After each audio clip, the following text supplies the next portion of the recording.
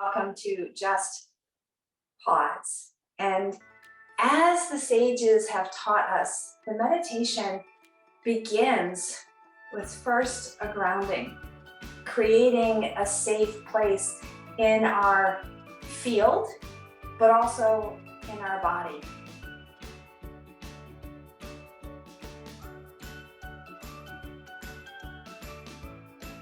And that typically starts with adjusting the shape of the limbs and the orientation of the body. And then once we've got that stable foundation, can we cultivate an easeful breath? Now, for the majority of our time today, I want to be in silence with you, which is weird, right? When we're in a virtual setting and holding that space together, but it's an important component of the meditation practice, and one that may be a little harder to lean into. But it's only in that supported, quiet, still space that we can tune our inner ears to the wisdom that lives within our tissues. So as you settle, as you find a pause, a place for calm abiding, an opening for clearer seeing, because that is the purpose of yoga, to have that sight of what is true, what is within. You might close your eyes and welcome the breath to slow and to steady. I'm reading from Swami Rama's text entitled Meditation and Its Practice. I just want to refer essentially to his description of what meditation is and why we do it. Right?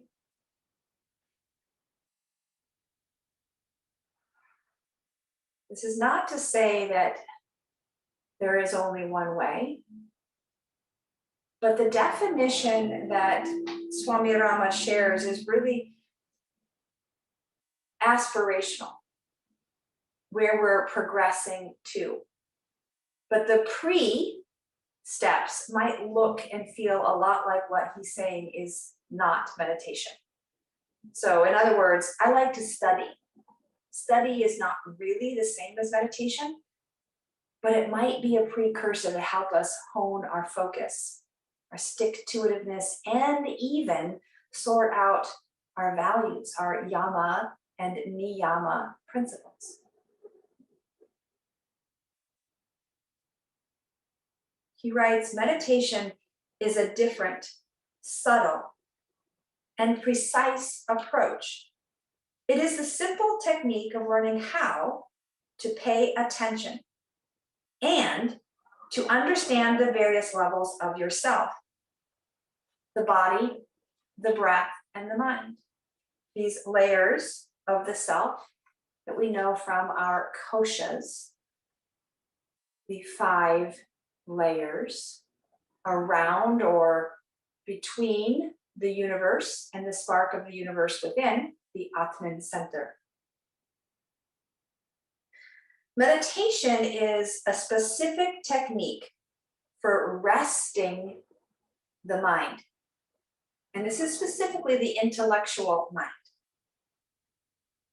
And attaining a state of consciousness that is totally different from the normal waking state. Can we pay attention to what is in this moment? This mindfulness as a precursor to the arriving at the state of meditation by way of the process. And that, I think, is where many of us spend most of our meditation time, is navigating the messiness of that process and learning to be content in that process. He says, in the process of meditation, we ask the mind to let go of its tendencies to think, analyze, remember, solve problems, and focus on the events of the past or on our expectations of the future. In other words, these are not meditation. We help the mind to slow down its rapid series of thoughts and feelings and to replace that mental activity with inner awareness and attention. Thus, meditation is not thinking about problems or analyzing situations. It's not fantasizing or daydreaming or letting the mind wander aimlessly. Meditation is not having an internal conversation or argument with ourselves or intensifying the thinking process. Meditation is simply a quiet, effortless, one pointed focus of attention and awareness. By allowing the mind to focus on one subtle element or object, this will lead the attention further inward. And by giving ourselves one internal focus of attention, we help the mind stop other stressful mental processes, such as worrying, planning, thinking, and reasoning. This is the pratyahara, to turn the senses in, the dharana, to focus onto a singular thing, and to soften that effort of focus, and allow ourselves to be consumed by the effortlessness of being with what is here.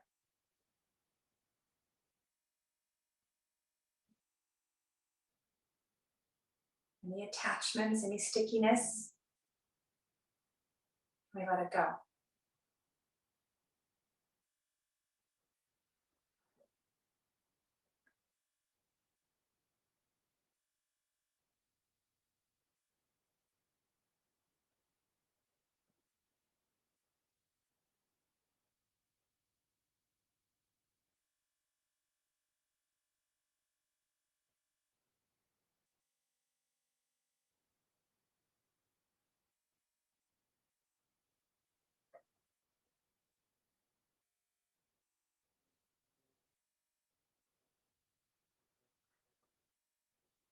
Yoga chitta narodnaha. The ceasing the fluctuations of the mind. Yoga begins in the now. It is the now.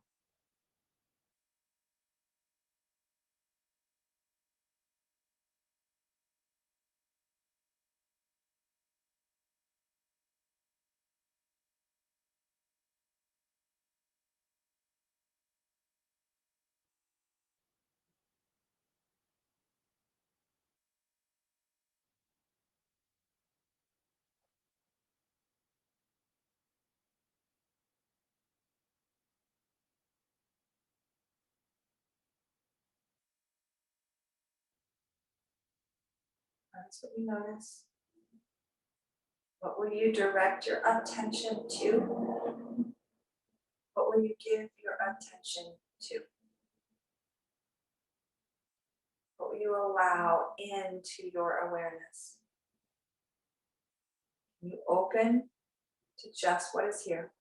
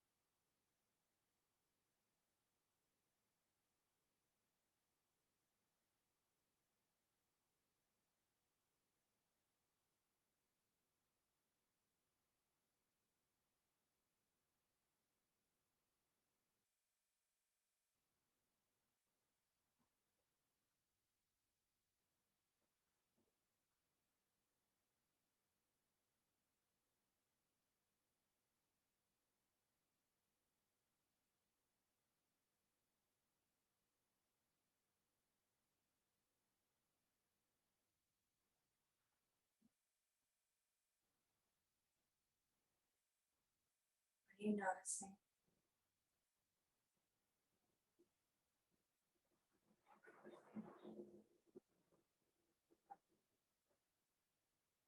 Is it noticing outside the body? Is it noticing from inside the body?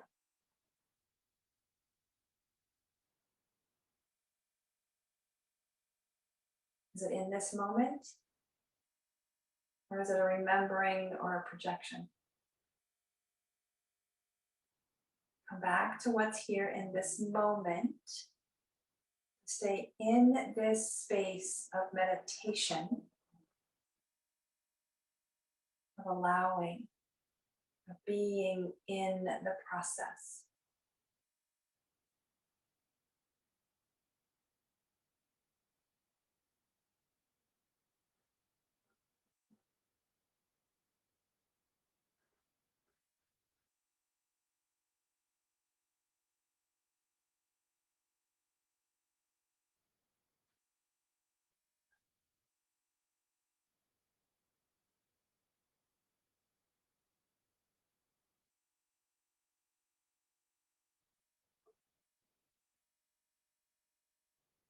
Observe the mind. Let it become still, quiet. And it's not the same as empty, just not sticky, not attached.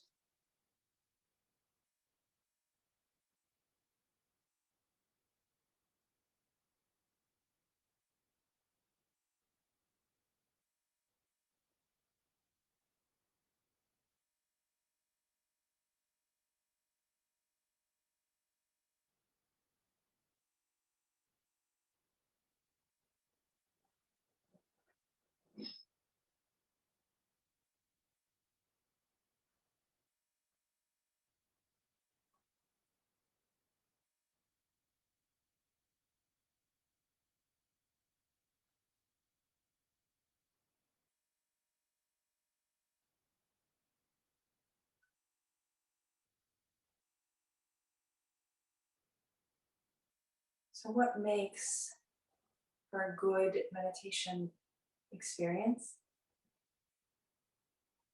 This is kind of a trick question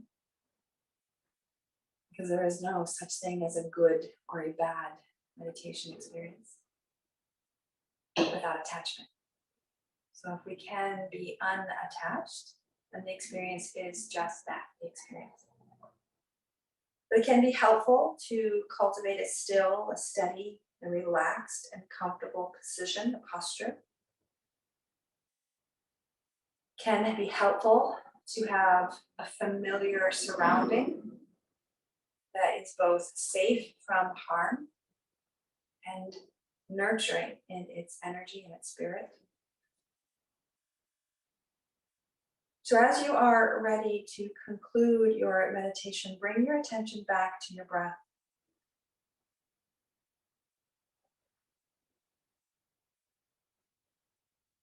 And bring your attention to the body. Maybe that's inviting some movement. Maybe that's just feeling the sensation. Maybe that's shaking out what has gotten sticky.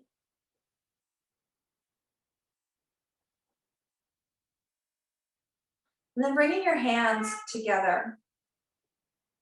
Maybe there's an image, a color, a texture, a shape, an emotion, a phrase that you want to make tangible about this experience.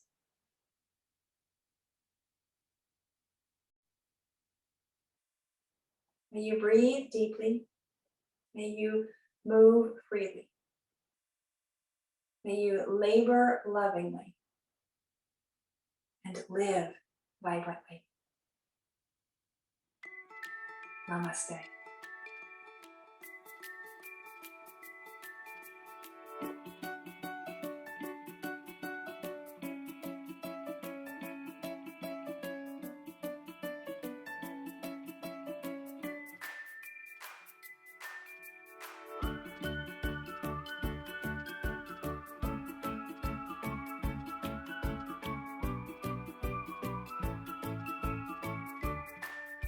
Now, it is enough just to sit and to be with that.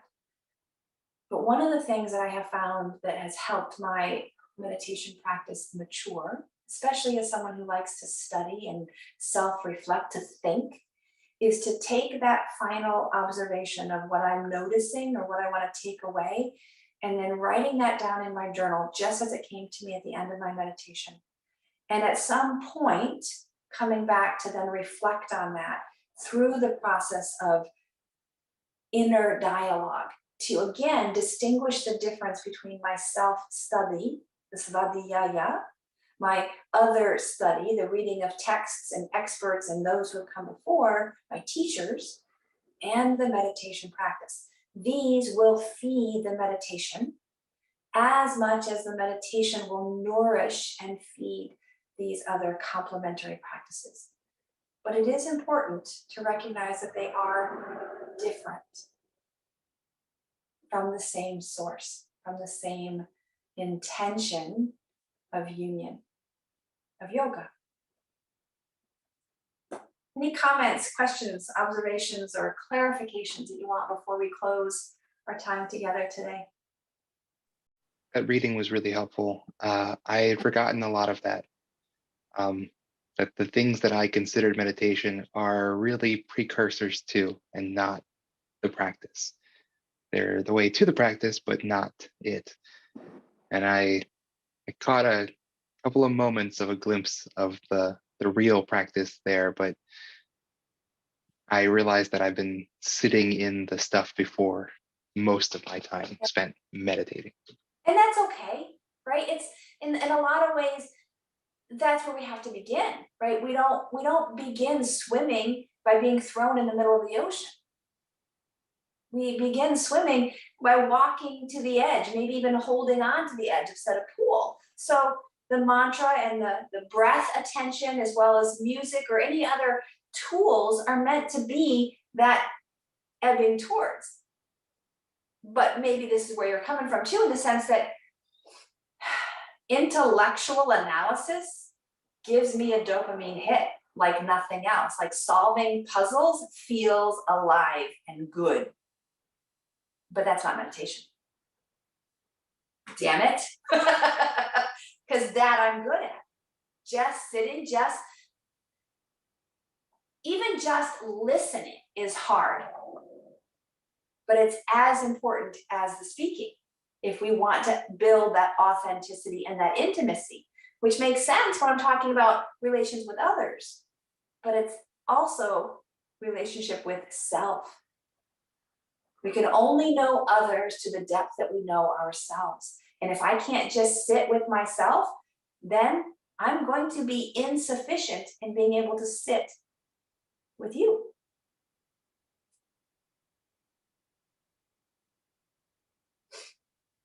Thanks.